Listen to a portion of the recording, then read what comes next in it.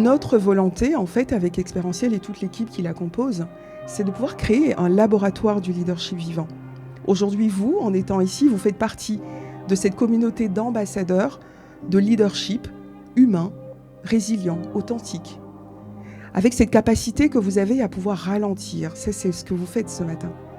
Vous reconnectez en fait à ce que vous êtes profondément et pouvoir justement retourner diriger avec authenticité dans un monde qui est de plus en plus complexe.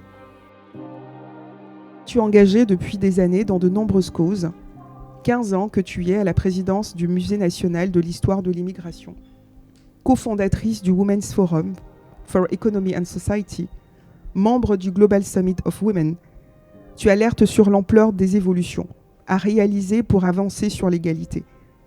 Tu es membre du Conseil consultatif pour l'égalité entre les hommes et les femmes de la présidence française du G7. Tu es membre permanent de la Commission sur l'image des femmes dans les médias. Tu es membre du collectif Sista pour les femmes dans le numérique. Tu es coprésident du comité français de Human Rights Watch et vice-président du conseil d'administration de la Commission nationale française pour l'UNESCO. Tu sers la France, son école à réinventer, sa langue à défendre, son idée de l'égalité des chances. Tu sers la dignité des femmes, la fierté des parcours d'immigration. Tu as fait d'une différence assumée un capital d'influence. Tu as fait d'un prénom une promesse, un métier, une éthique. Et tu rappelles à chacun, à chacune, que la persuasion n'est pas un trucage, mais c'est une responsabilité. Aligner ce que l'on pense, ce que l'on dit et ce que l'on fait.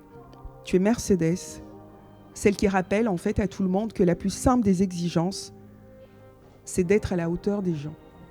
C'est très très tendre, merci, c'est très tendre. Et tu le mérites. C'est très tendre.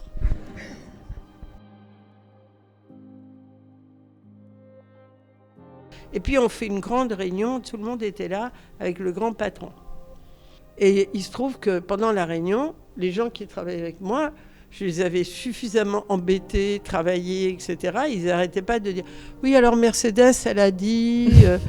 alors Mercedes, elle pense, moi j'étais dans mon petit coin, j'avais peur de tout et j'étais dans mon coin. Et tout d'un coup, le patron, « Mais c'est qui cette Mercedes? C'est la bonne espagnole ?» Je me suis dit, alors toi, tu vas voir à quel point je vais être du côté des bonnes et à quel point je t'emmerde.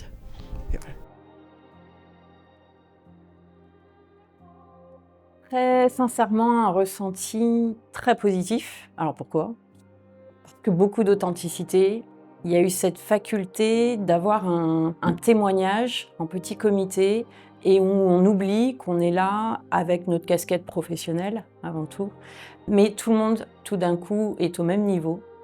Et donc ça permet de libérer la parole et d'être avec une sincérité qui forcément touche.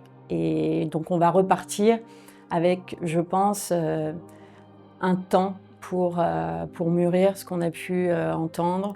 Il y a beaucoup de messages qui sont passés et chacun les comprend aussi par rapport à sa propre histoire et par rapport à comment elle fait écho à un certain nombre de choses.